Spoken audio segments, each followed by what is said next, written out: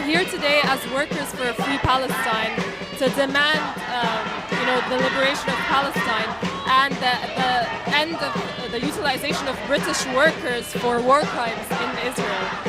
It's been almost 10 months of this genocide. It's been estimated there's 185 Palestinians have been killed directly through Israel's bombardment of Gaza, through cutting of electricity and water, and through starvation.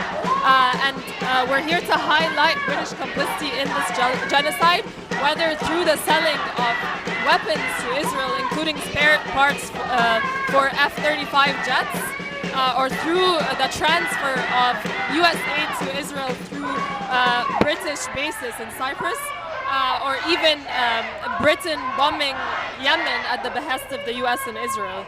And we're here today, especially after the voting in of the new so-called Labour government, who are, as ideologically committed to Israel as the previous government. We're here in front of the Foreign Office to ask David Lammy to release the legal advice that we know the Foreign Office has sought on importing arms to Israel, which we know probably states that there's a high risk of violating international humanitarian law because Israel is committing war crimes. And by sitting on this information, there's been more and more deaths every day. So we're here to ask David Lammy to release this information as soon as possible and go ahead with a full arms embargo on Israel that we know the British public support.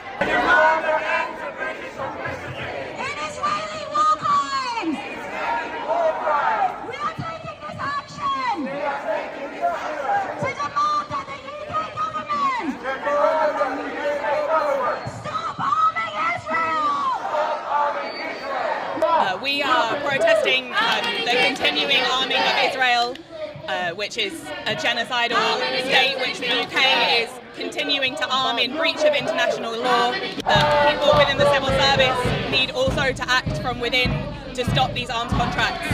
I mean, this genocide is happening in the land where Jesus literally walked on earth among us. It's happening to Palestinian Christians, some of whom trace their families back to the earliest apostles, and they are under genocide as well. And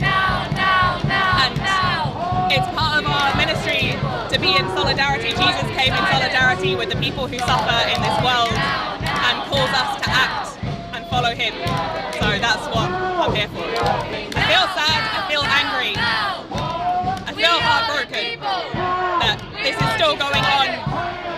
How many months in, it's still going on. Children, families are still being killed every day, every minute. People are suffering.